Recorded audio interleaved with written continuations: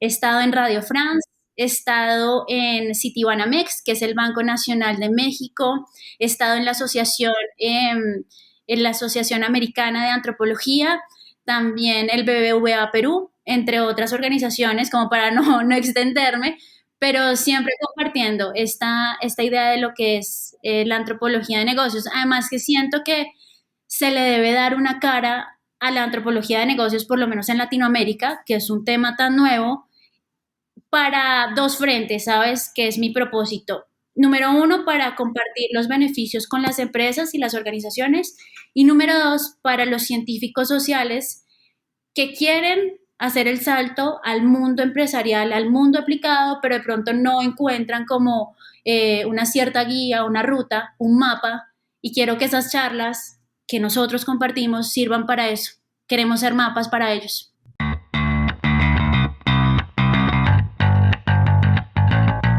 Hola, soy Diana Yauri y esto es Innovación para Todos, conversaciones con expertos. Un espacio en el que juntos aprenderemos de los errores y aciertos de los innovadores más destacados en distintas industrias, para motivarnos y tener esas herramientas que nos llevarán a cumplir nuestras metas, con los mejores tips que nos compartirán desde su experiencia. Hola a todos, bienvenidos nuevamente a otro episodio de Yellow Brain Podcast. Estamos acá con Natalia Usme, ella es fundadora de Flipa Consultora y donde desempeña el puesto de Business Anthropology Manager. Ella también nos va a hablar hoy día sobre los 3 pilares de la etnografía. Así que es un tema bastante interesante. Quédense hasta la segunda parte para aprender un poco más de qué es la etnografía, para qué sirve y pues cuáles son sus 3 pilares. Hola Natalia, ¿cómo estás? Bienvenida. Hola Diana, ¿cómo estás? Qué gusto estar con ustedes. De verdad que me siento muy contenta por la invitación. Me encanta escuchar los otros episodios que ustedes han liberado. Entonces, de verdad, fascinante poder compartir el espacio, poder también compartir sobre lo que es el mundo de la antropología de negocios. Y bueno, estoy lista para arrancar. Perfecto. Más bien, cuéntanos, ¿cómo iniciaste? Porque de hecho, como ya lo habrás escuchado en los episodios anteriores, siempre hablamos un poco de la historia, de cómo has ido creciendo a nivel profesional. Y pues veo que has estudiado lenguas modernas. Me gustaría saber cómo fuiste yendo hacia la antropología de negocios y qué es lo que te interesó. Bueno, entonces te cuento, sí, efectivamente yo estudié, el pregrado que hice fue lenguas modernas, sin embargo tiene un detalle súper importante ese camino. Es el único programa, hasta donde sé actualmente en Colombia, que se enfoca en las lenguas modernas en el mundo empresarial. Entonces, sé o hablo 5 idiomas, pero enfocados a cultura organizacional, a comunicación y a negociación intercultural y a gestión y creación de empresas. Entonces, imagínate 4 años abordando diferentes temáticas sobre cómo funcionan las empresas, qué podemos nosotros hacer con empresas internacionales, desde el entendimiento de cómo funcionan sus prácticas internas, sus humanos, sus procesos, sus prácticas, y a ir desarrollando como tal soluciones. Ese fue como el camino por el que inicié, y luego hice, por supuesto, la maestría que se llama Applied Cultural Analysis, o en español, Análisis Cultural Aplicado, en la Universidad de Suecia. Entonces, en la Universidad de Lund en Suecia. Y bueno, ese fue un viaje de 2 años. Wow. Bueno, pues trabajé y estudié en el sector público y privado, hice diferentes proyectos y allí fue donde realmente me empapé de lo que es la antropología de negocios. Interesante, en verdad, porque uno cuando empieza a estudiar o aprender otros idiomas, también empieza a aprender sobre la cultura. Entonces, ¿cómo es de diferente la cultura como que organizacional o de negocios en distintos países? Porque obviamente en el día a día las culturas, las costumbres pueden ser un poco diferentes, pero ¿cuándo se hace ese match para poder llegar a acuerdos entre empresas de distintas culturas? Bueno, lo que pasa es que ahí me tocas un tema que me llena muchísimo y que me gusta mucho abordar, y es la pregunta que siempre planteo. ¿qué es la cultura? Hablándolo desde el ángulo organizacional, lo que es cultural, Diana, es informal. ¿Qué quiere decir eso? Que independientemente del país en el que estemos, incluso si estamos hablando de empresas colombianas o empresas peruanas, van a tener cada una de esas empresas especificidades de cuáles son los acuerdos culturales que ellos crean.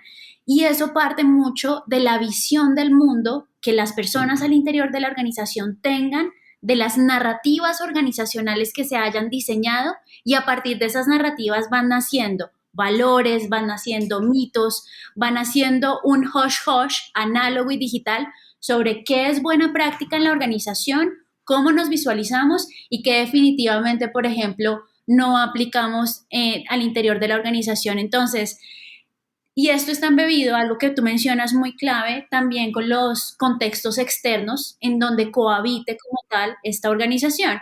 ¿Por qué? Porque donde yo vivo, donde yo, por ejemplo, he empezado a entender el mundo, voy a poner un ejemplo, en Bogotá hay ciertos entendimientos, también hay ciertas prácticas y ciertas creencias de lo que es y debería ser el mundo. Y todo eso aplica y se embebe a esas prácticas organizacionales. Entonces, uno siempre tiene que tener en cuenta, y esto aplica para cualquier tipo de proyecto, no solamente de cultura organizacional, sino, por ejemplo, si estuviéramos hablando de diseño organizacional, tiene que tener en cuenta dos tipos de dimensiones. El contexto externo, que tiene implicaciones en el contexto que vive mi cliente o que vive mi colaborador, que en este caso lo estamos hablando. Si combinamos esos dos elementos, bueno, ahí vamos a tener un conocimiento mucho más profundo de cuáles son los pasos siguientes. Perfecto. De hecho, es un tema bastante amplio esto de tocar los temas culturales de cada empresa, porque así estén en un mismo entorno, como dices, o en una, no sé, Latinoamérica o Colombia o Perú, dentro de los mismos países hay distintas culturas organizacionales de acuerdo a cada empresa. Aunque vamos a retomar un poquito de tu historia sobre tu viaje. Para no irnos, a veces me voy, discúlpame, pero vamos a retomar el tema de tu viaje. ¿Qué aprendiste acá? ¿Cómo crees que ha impulsado este máster en tu carrera? Bueno, es la base de lo que soy yo a nivel profesional hoy en día. Ujú, La maestría que hice me dio una enseñanza la primera semana que entré, Diana. Imagínate que ujú, estábamos ahí en la primera sesión de la maestría y nos dicen, eh, si bien vamos a abordar marcos teóricos de diferentes vertientes de las ciencias sociales, lo que nosotros queremos es que ustedes apliquen el conocimiento en el ecosistema empresarial, y para eso van a salir 2 semanas a trabajar bajo un proyecto con una empresa y a empezar a charlar con los clientes en los contextos para encontrar las necesidades, las motivaciones, los detonantes. Vuelven y nos comparten los insights. Era la primera semana, Diana, de la ujú. maestría, y esto me tocó muchísimo porque me hizo entender que lo que yo vi allí, para contextualizar también a las personas que nos están escuchando, fue Ujú, cómo trasladar teorías de las ciencias sociales son las que estudian las prácticas humanas, y ujú, convertirlas en metodologías. Entonces, en esta primera semana me hizo entender que más allá de yo saber leer a diferentes sociólogos, antropólogos, tenía que saber era aplicarlos de acuerdo a las necesidades que estuviéramos trabajando. Diseño de servicio, diseño como tal de comunicaciones, de gestión de cambio, diseño de producto, etcétera. Y bueno, digamos que esa fue el mayor aprendizaje que tuve a lo largo de 2 años. Todo lo que yo hago, que es ujú. investigación, ideación e implementación, tiene que estar vivo. No hay investigación que quiera quedarse callada o silenciada, sino tiene que ser Ujú. parte activa del proceso empresarial. Exacto, porque de hecho muchas personas podemos quedarnos leyendo acerca de cualquier tema, pero en realidad ese conocimiento no sirve de mucho si es que no se aplica para poder tomar una decisión, para poder avanzar como profesionales, como personas o como organización. Total, total. Esa es una de las banderas que cargo yo siempre en mi maleta es o lo aplicamos, si no, no tiene sentido. Sí, y hablando de maletas, también vi tu TED Talk que me pareció bastante interesante y me gustaría conocer cómo fue que empezaste este tema de speaker, porque veo que has sido speaker en varios otros lugares también, pero no sé si es con TED que iniciaste o ya tenías conferencias anteriores. Quisiera saber un poco de este lado tuyo. Y me encanta, muchísimas gracias Diana por haber visto mi TED Talk, que justamente hablo de cómo los viajes cambian la mente y cómo a través de las culturas vamos nosotros evidenciando qué es lo que creemos cierto o no. Bueno, el TED Talk, ese fue ya hace bastante tiempo, y ese fue como el Ujú. primer oficial en donde ya arranqué como speaker y digamos que con un público grande, ¿no? Porque uno puede decir, bueno, pues he sido speaker, pero ¿qué tanto público he manejado y sobre todo qué tipo de mensaje he enviado y qué tanto ha Ajá. calado? Entonces, ese fue el primer punto de partida, TED, como TED Speaker. Y realmente a mí me apasiona compartir estas ideas de lo que es la antropología de negocios, porque sé que a muchas organizaciones les sirve. Entonces he contado con la fortuna de ser invitada a nivel nacional e internacional. He estado en Radio Wow. France, he estado en Citibanamex, que es el Banco Nacional de México, he estado en la Asociación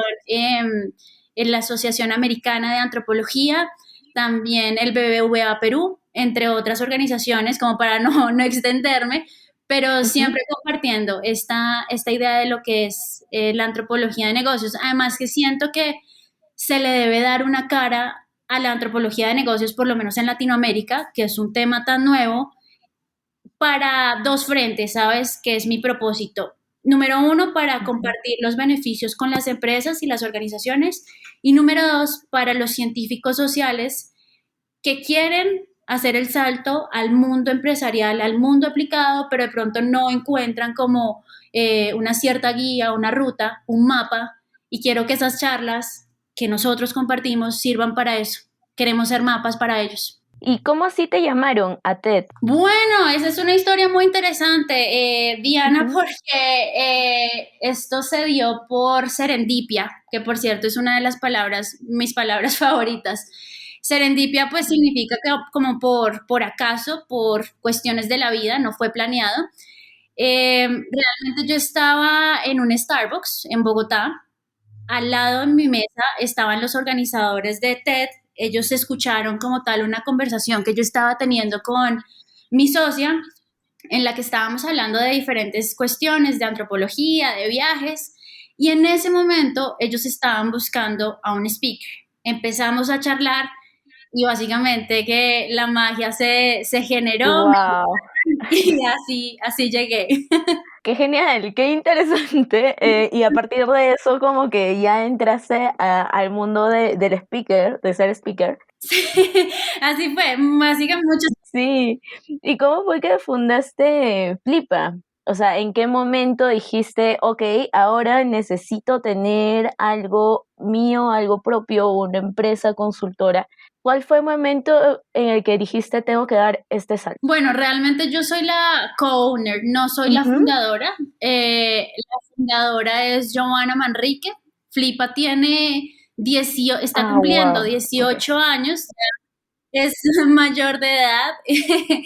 Entonces, yo te cuento, Joana empezó con una idea de generar consultorías ya hace mucho tiempo, hace más de 18 años Ujú. incluso, y empezó con esa noción, cómo lo creo, cómo genero esta idea de empresa, y fue trabajando con diferentes clientes. A medida que iba ganando los clientes, pues se iba haciendo como ese hush-hush de la consultoría que presentaba, ofrecía Joana.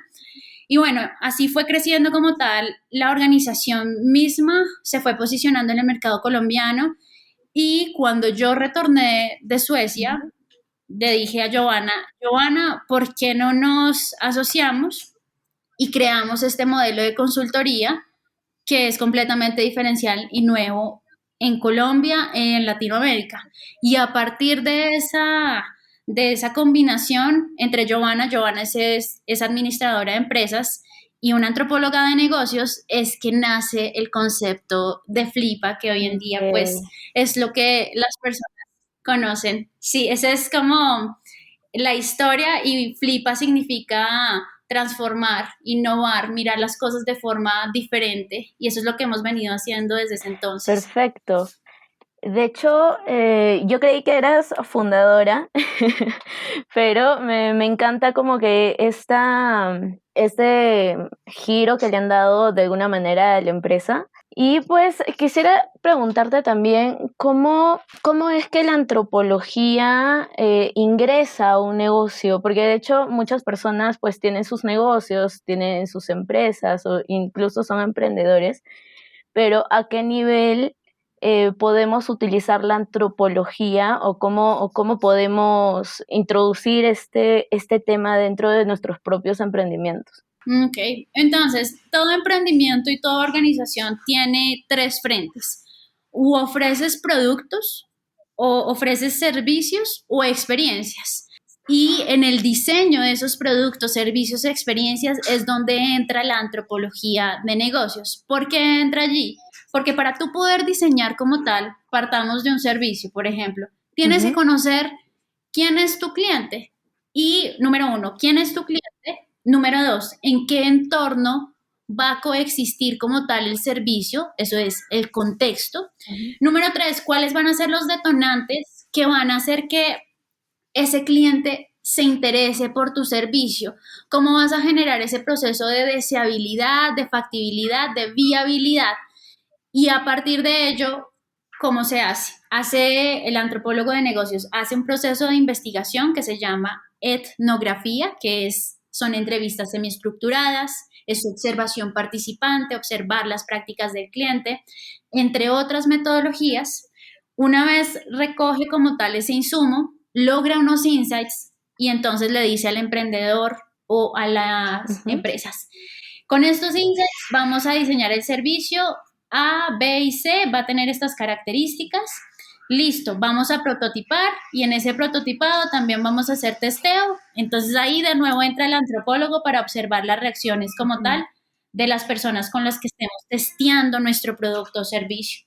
Y en la implementación también va a ser como tal un monitoreo y un acercamiento de cómo se está percibiendo en la realidad ese producto, servicio y experiencia, más allá de lo funcional, ¿sabes, Diana? Porque eso es lo importante. Muchas organizaciones y emprendedores van a decir: no, yo saco esta aplicación para que logre conectar a las personas para los domicilios, por ejemplo.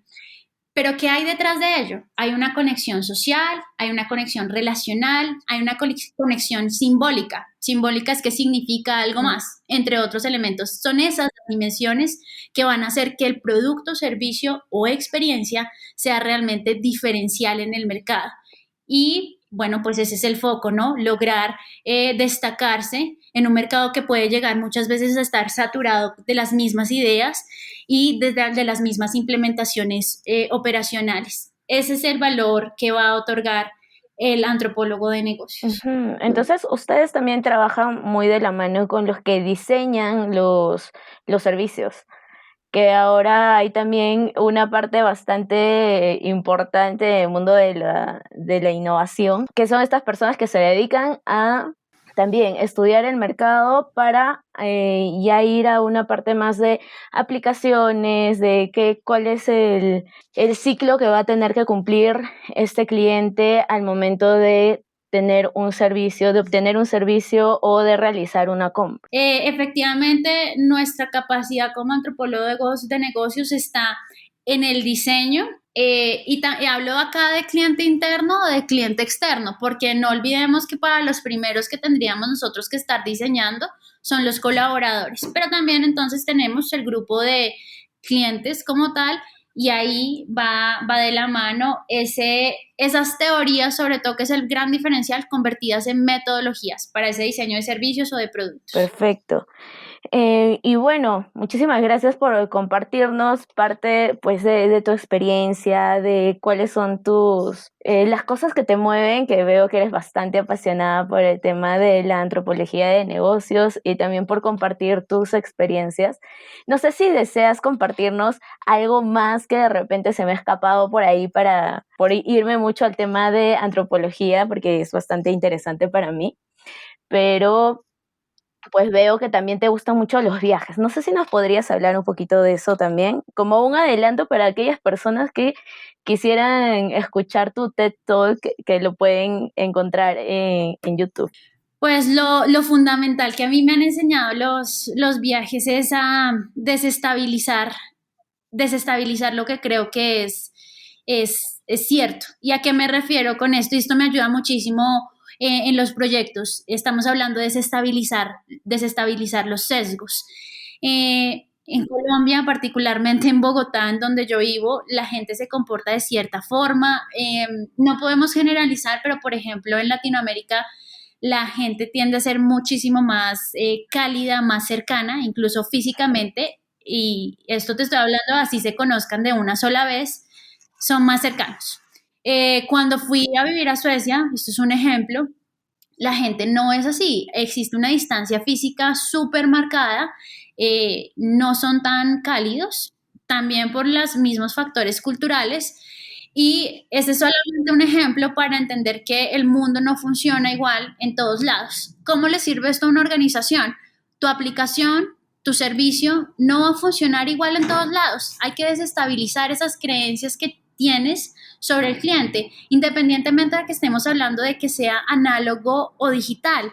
No todos somos iguales. ¿Cómo entramos y penetramos esos mercados entendiendo las diferencias y apuntándole a ganarnos en esas diferencias contextuales, a ganarnos como tal a los clientes y hablarles realmente en el idioma que ellos entienden? Exacto, perfecto. De hecho, yo he estudiado programación neurolingüística, he llevado una certificación de tal y justo eso también nos ayuda personalmente a poder entender que muchas de las cosas que a veces nos pueden limitar son aprendidas en nuestro contexto y a nivel cultural.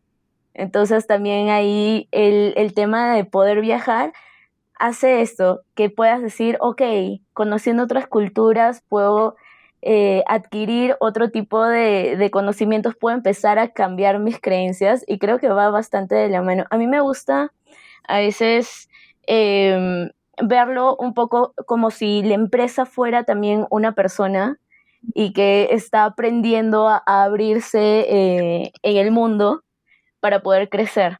Entonces, sí, siempre lo tomo como una analogía estas dos cuestiones. Entonces, siempre me gusta compararlas. Me encanta, y es que es así, las empresas son personas que tienen personalidades, que también nosotros tenemos que entender, porque además uno de los factores claves de cualquier proyecto es no solamente te enfoques en el cliente, en el contexto, sino también en la organización, cuáles son sus pasados, sus presentes y futuros, y cuál es como esa biblioteca mental que tiene o el emprendedor o la empresa pequeña, mediana y grande, porque eso también va a detonar cómo los equipos abordan un reto de diseño o de construcción como tal para el mercado.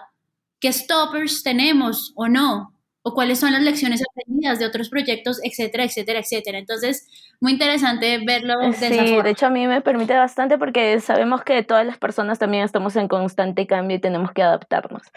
Y de alguna manera las empresas también. Entonces, nada, te compartía un poquito sobre mi forma de verlo y que ahora con este tema de la antropología me hace bastante sentido todo lo que se realiza. Y bueno, muchísimas gracias por compartirnos en esta primera parte o en este primer bloque del podcast. Y pues vamos a pasar a la segunda parte, que es donde hablamos de un tema en específico, que esta vez nos vas a hablar de los 3 pilares de la etnografía.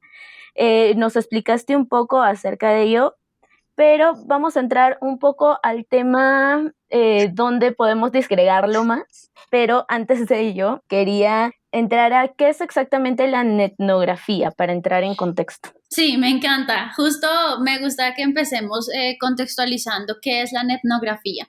Y aquí quiero que veamos dos frentes. El primer frente se llama etnografía, sin la N al principio, etnografía, que es el entendimiento de los comportamientos de nuestros clientes. Pero no solamente cuando son nuestros clientes, es decir, cuando están pasando por el viaje de compra, de consumo y de poscompra, sino en la totalidad de su humanidad. ¿Quién es esa persona? ¿Qué le gusta, qué no le gusta? ¿Con quién se relaciona? ¿Por qué se relaciona con ciertos grupos o no? ¿Qué lugares frecuenta? Y de nuevo, ¿cómo podemos hacer una trazabilidad histórica de ese humano? Porque lo que es como humano detona sus acciones y decisiones como cliente. Entonces, por eso no podemos desagregarlo. La etnografía, que es la primera de la que estoy hablando, se hace en el mundo análogo.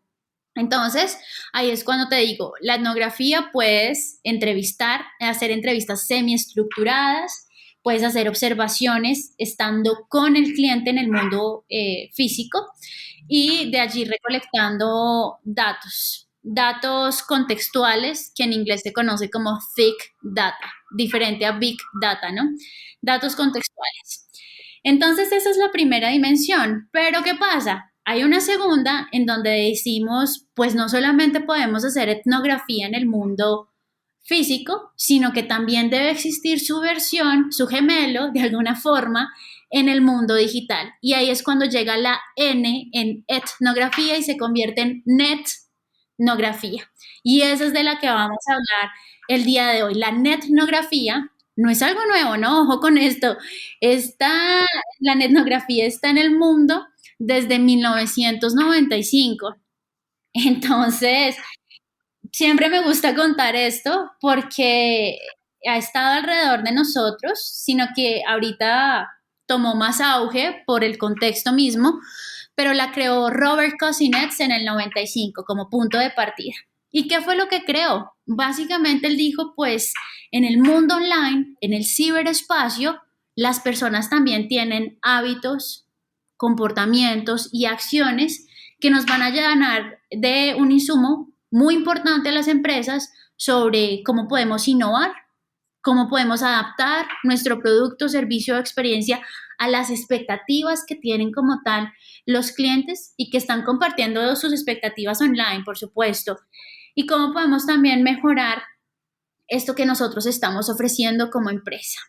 Entonces, la etnografía se hace en espacios digitales, ojo con esto, sin desconocer el espacio análogo, ¿no? Porque el cliente, hasta el momento, no existe un cliente que solo sea digital, todavía tenemos humanidad, entonces tenemos que compartir ambos mundos.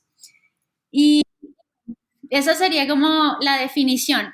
Muy cortica, es investigación cualitativa online del cliente, de mi negocio y del contexto. Uno de los factores claves, y ahí también iba a entrar como en el tema de los pilares fundamentales de la etnografía, y algo que con lo que quiero dejarlos pensando a todos los que nos están escuchando es que cuando nosotros hacemos esta investigación cualitativa online, debemos entender que existe algo que se llama impresionismo digital. Lo he llamado impresionismo digital, lo llamamos así desde Flipa. A mí me gusta mucho el arte, mucho el arte. Hay un movimiento que se llama impresionismo. Por favor, revisen las pinturas que van a encontrar porque son divinas. ¿Y por qué traigo a colación esta noción de pintura? El impresionismo se daba cuando el pintor daba ciertas pinceladas y generaba ciertas formas que se podían apreciar, pero eran pinceladas que si tú las miras de cerca no tienen sentido. Si das un paso atrás en la pintura, bueno, pues ya puedes entender por los colores, por las dinámicas que están en el mismo cuadro, qué paisaje te están mostrando. ¿Y a qué voy con esto? En el mundo digital, el cliente es el que da las pinceladas en sus redes sociales, en cada uno de los canales digitales que maneja. Él decide cómo pinta la versión que él quiere mostrarte. ¿Y por qué esto es relevante? Porque las personas están actuando, están generando un cierto impresionismo de lo que ellos son, el yo ideal. Entonces, punto clave para las personas que quieran incursionar en la etnografía. No estamos buscando una verdad absoluta a nivel online, en el ciberespacio. Estamos buscando ese yo ideal, lo que quieren representar nuestros clientes, lo que están aspirando a ser. Esa es una diferenciación interesante a realizar. Sí, de hecho es bastante interesante porque las personas hacen compras o adquieren productos, o ya estoy llevándolo un poco más al tema de organizaciones, de acuerdo a lo que ellos quieren ser o hacia dónde apuntan. Entonces, tiene bastante sentido eso. Muchísimas gracias. Y para dar un poquito de referencia del impresionismo, me parece que Van Gogh es de esa línea, para ponerme de... Sí, podríamos. La verdad es que yo recomendaría, pues, para dar como un ejemplo, a Monet y a Degas, eh, para que ustedes puedan ver las pinceladas. Pero justamente esa era la analogía que tú lo mencionas. Lo que tiene que pensar la empresa es qué pinceladas está dando mi cliente y por qué. ¿Por qué se está presentando de esta manera y cómo eso impacta la adquisición del producto o no, el relacionamiento de manera sostenible o no con lo que es mi organización, las relaciones post-compra que se puedan generar, todo parte de esa identidad, de esa pintura que el cliente quiere mostrar. Perfecto, genial. Entonces, ya contextualizado que es la etnografía, que queda bastante claro, podemos pasar a los 3 pilares. El primero, me comentaste que eran los pasados digitales. A ver, ¿nos puedes comentar más sobre esto? Sí, claro que sí, Diana. Entonces, el primero, en cuanto a los pasados digitales, es que, a ver, la etnografía se puede hacer en diferentes espacios, redes sociales, blogs, etcétera. Pero entonces digamos que yo entro, voy a ponerme como ejemplo, que alguien más estuviera haciendo una etnografía sobre un grupo de clientes en el que yo entro como segmento. Entonces entran a mi Instagram, por ejemplo, o entran a un blog en el que yo tenga, pongamos el blog como punto de partida. El blog particularmente no se ha visto así todo el tiempo, pues estamos en 2020 y supongamos que yo he sido bloguera durante 10 años.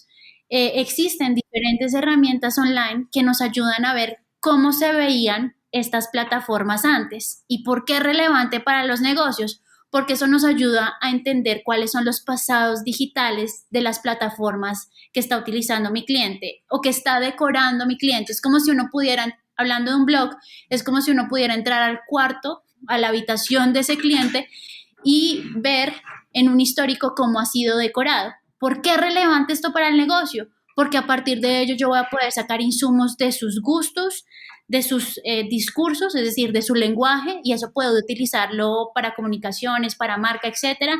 Sus gustos los puedo utilizar para diseño. Sus pequeños detalles, por ejemplo, si yo hago un análisis del lenguaje que ha venido utilizando en el pasado de su blog, yo puedo decir entonces estos pequeños detalles del lenguaje son los que son importantes para mis clientes. Y si tengo una muestra, por supuesto, si se hace con una muestra cualitativa, si salen patrones es información que se repite, pues yo puedo utilizar esto como insumo para los esfuerzos que yo esté trabajando desde la organización. Por eso es tan importante no solamente quedarse con el presente de quién es mi cliente ahora, sino también en los canales digitales indagar el pasado. Ese es como el primer pilar que nos va a dar un insumo muy importante sobre el por qué la persona es así ahora y adicional nos puede ayudar a hacer un ejercicio de prospectivas. Si la persona fue así en el pasado, por su blog, ¿no? Aquí estoy hablando de que hacemos una trazabilidad de su blog. Es así en el presente, entonces uno como negocio se pregunta, ¿cómo va a ser en el futuro? ¿Y por qué me interesa a mí esto como emprendedor o como negocio? Porque la persona en el futuro, como yo haga la prospectiva, va a tener ciertas inclinaciones de consumo, de adquisición y de engagement. Y si yo me adelanto a esto, haciendo esa trazabilidad de pasados, pues imagínate la capacidad de innovación que puedo tener. Claro, definitivamente. Más bien, acá quería hacerte también una pregunta, porque últimamente este tema de todo lo que tenemos expuesto en las redes sociales y cómo Facebook está usando todos los datos, está haciendo que un montón de personas empiecen a borrar sus perfiles, a borrar sus cuentas. Esto hace un poco más complicado el tema de la etnografía. ¿Lo has visto, lo has percibido o está muy similar a cómo estaba como hace un año, por ejemplo? Bueno, lo que pasa es que aquí tenemos dos dimensiones y me gusta mucho la pregunta que haces, Diana. Sí, estamos hablando de un momento en el que los humanos, clientes, están pidiendo a las empresas ética digital y que de alguna forma pongan sobre la mesa lo que están haciendo o no con los datos. Vimos lo que pasó con una de las plataformas que pues hablo específicamente de WhatsApp. Los clientes dijeron no, y se trasladaron a otras plataformas. Em, ¿Qué pasa con esto? Sí, por un lado tenemos a ese cliente que está pidiendo más conciencia organizacional, pero también hay un factor humano que desde mi punto de vista profesional es inamovible. ¿Y cuál es ese factor humano? Las personas necesitan ser sociales, necesitan un sentido de reconocimiento. En este momento de pandemia, y me atrevería yo a decir que en el futuro, ese sistema de reconocimiento, de poder relacionarme con el otro, va a ser en planos digitales. Ahora, ¿qué plataformas escojan o no? Bueno, pues esa es otra historia, pero no creo que el humano vaya a desvincularse como tal de redes sociales, sino que se va a desvincular de aquellas que no vayan o hagan match con su esencia. Y ahí es donde la empresa tiene que pensar qué tipo de decisiones estoy tomando de acuerdo al mercado al que yo le estoy apuntando. WhatsApp no lo entendió, por ejemplo. Vemos otro caso que es Clubhouse. Y ahí pues la rompieron, como todos sabemos, porque ellos apelaron a esa necesidad social de reconocimiento y le sumaron un gran diferencial. Genial, perfecto. Sí, de alguna manera yo también creía eso, sino que tengo varios amigos y que hablando de WhatsApp nada más se han migrado a Telegram. Entonces, sí, veo un montón de gente ya empezando a tener un poco más de cuidado de qué plataformas están utilizando. Y sí, de todas maneras, me parece bastante interesante tu respuesta porque van a migrar hacia empresas donde sean más responsables, pero van a seguir en el mundo digital. Total. Perfecto. Entonces, ahora podemos pasar al segundo pilar, que es el efecto red. ¿Nos puedes poner en contexto qué es el efecto red? ¿Cómo podemos contextualizar esto y dar un poco más de trasfondo? Por supuesto. Entonces, imaginémonos que todos los que estamos aquí estamos haciendo una etnografía y empezamos a explorar como tal el ciberespacio. El ciberespacio, aquí vale la alineación, el ciberespacio no es lo mismo que Internet. Internet son los ladrillos. El ciberespacio es lo que hay, por ejemplo, al interior de la casa, es decir, las relaciones humanas. Aquí alineo otra vez. Internet, los ladrillos, el ciberespacio, lo que sucede al interior de esta casa. Entonces, ¿por qué es importante hacer esta alineación? Porque cuando yo entro al ciberespacio a estudiar las relaciones que tienen mis clientes entre ellos mismos, con el producto o con el servicio, yo empiezo a encontrar información que me va a generar un efecto red. ¿Y qué es un efecto red? Yo voy encontrando, número uno, que Pepita, por ejemplo, conectó con Mario y ese efecto red hizo que se generara, por ejemplo, una tribu online, una comunidad alrededor de mi producto, de mi servicio y de mi experiencia. Y resulta que esa tribu no se queda solamente con la información que da la empresa. Por ejemplo, planteemos que estamos hablando de una empresa de maletas, ahora que estamos hablando de viajes. La maleta fue lo que lanzaron al mercado, pero lo que haga ese tribu digital con la maleta, que hable, cómo se apropia de la maleta, qué nuevas funcionalidades quiera ver en la maleta, qué innovaciones, qué comunicación quiera ver sobre esta, es otra cosa. Y eso es lo que vamos a encontrar si nosotros hacemos un seguimiento de quiénes están en la tribu y de qué se está hablando específicamente de nuestros productos o servicios, cuáles son esas verdades que nosotros encontramos. La única manera es que nosotros seamos como estilo Sherlock Holmes y sigamos las pistas que nos da estas diferentes personas de cómo interactúan, qué tanto interactúan y sobre todo qué tiene que ver o cómo podemos hacer esto relevante para nuestro negocio. Entonces, el etnógrafo tiene que saber o tener la capacidad de ir siguiendo este efecto red, de cuestionar.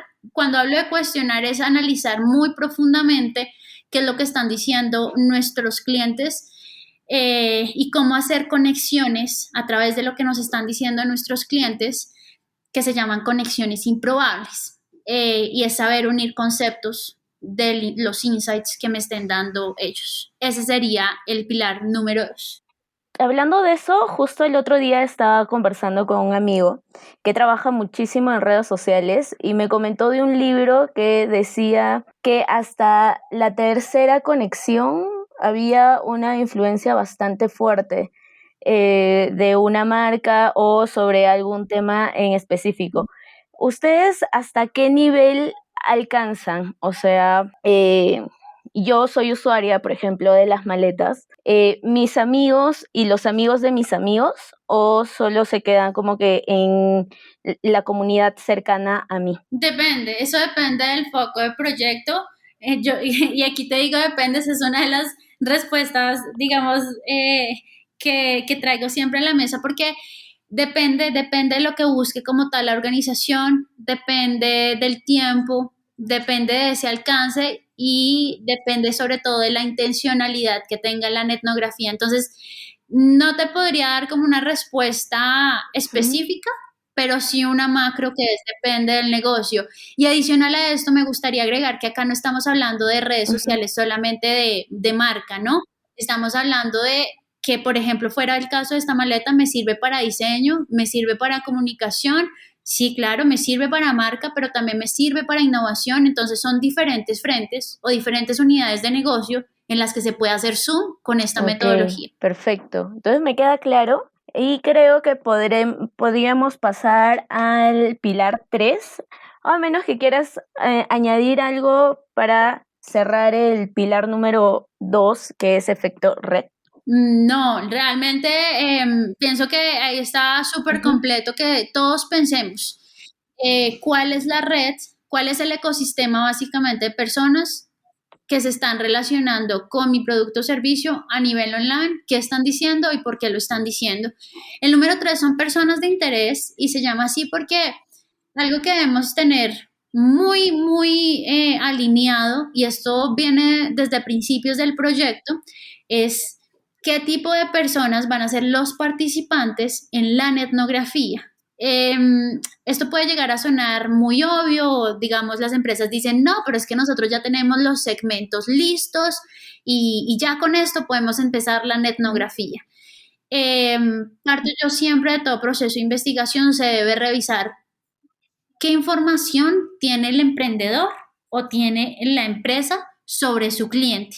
Porque muchas veces las empresas dicen, no, pues ya tenemos los segmentos y cuando nos vamos a sentar con ellos, de pronto faltan ítems, podemos mejorar la información que tenemos haciendo un proceso de investigación un poquito más profunda y a partir de ello sí nos damos una idea de cuáles son esas imágenes que tenemos que tener, esos arquetipos de los clientes y ya con ello es que nosotros decimos, listo, vamos entonces a ahondar en estos tipos de participantes y sobre todo vamos a construir una red de conocimiento aspirando a abordar diferentes perfiles en la etnografía. Entonces, por ejemplo, líderes de la comunidad dentro de este modelo, dentro de este arquetipo. O tipo de cliente. Listo, entonces vámonos con líderes o vamos con personas que sean del común, que no tengan una voz de liderazgo dentro de esa tribu, entre otros. Y entonces es ahí donde nosotros logramos generar categorías que le dan valor al negocio, porque una cosa es lo que dice un líder, que impacta, por ejemplo, te voy a poner un ejemplo, a 3,000 personas, y otra es lo que dice online una persona del común que no tiene tampoco un sentido de eco dentro de esa comunidad. y ahí vamos viendo cuáles son las interacciones que se van generando, pero a partir de saber seleccionar muy bien a los participantes. De otra manera, la etnografía va a perder de alguna forma el foco y eso no es lo que queremos. Teniendo en cuenta estos 3 pilares y muchos otros, por supuesto, pero no nos alcanza el tiempo, pasados digitales, efecto red y personas de interés, podemos decir que vamos a generar unas bases iniciales de etnografía que le van a servir al negocio, por supuesto, para la creación y para la idea. Perfecto. Yo creo que nos ha quedado bastante claro, al menos a mí, con el tema de los 3 pilares a que se dedica la etnografía. Muchísimas gracias, Natalia, por estar aquí, por compartirnos toda esta información y parte de tu historia también, parte de cómo ves el mundo dentro de los negocios y fuera también. Y encantados de haber compartido este espacio contigo. No, a ustedes, Diana, de verdad, muchísimas gracias. Ya saben que a todos los que quieran conocer más sobre antropología de negocios, nos pueden encontrar en flipaconsultora.com. Tenemos también una academia online en donde damos workshops desde el foco o la intersección de antropología de negocios y el pensamiento de diseño. Entonces, y también me encuentran en redes sociales, ¿no? @rayalpiso, ¿arroba qué? Natalia Rayalpiso Antropológica en Instagram.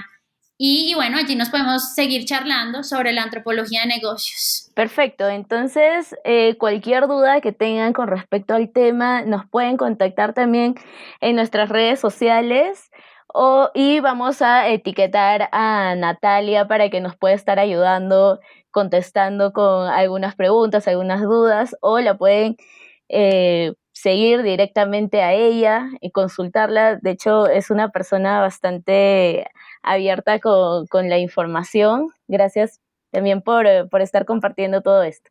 Y de repente nos estaremos viendo, o bueno, estaremos comunicándonos en alguna otra oportunidad. Que así sea, Diana, de verdad, muchísimas gracias. Gracias a todos también por escucharnos y por abrir ese espacio a ver más allá de lo evidente.